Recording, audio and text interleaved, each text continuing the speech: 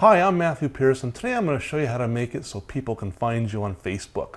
Now, first thing you want to do is log into your Facebook account. I've got a demo account right here. Then you go over here to the upper right hand corner, do this pull down, go to privacy settings, and then you've got these two categories right here, who can see my stuff and who can look me up.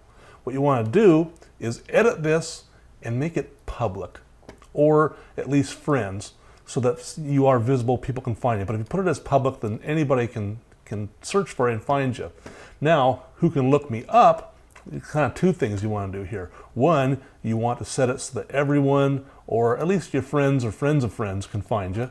And then you have this other one right here. Do you want other search engines to link to your timeline? You can edit that and turn it on. Mine's already on, but that'll make it so that Google will be able to, or Bing, or whichever search engine, will be able to find you, so people can do a search on your name with and Facebook, and it'll find your Facebook account through the search engine. So those are the things you need to do to make it so that people can find you on Facebook. My name is Matt Pierce. Thanks for watching.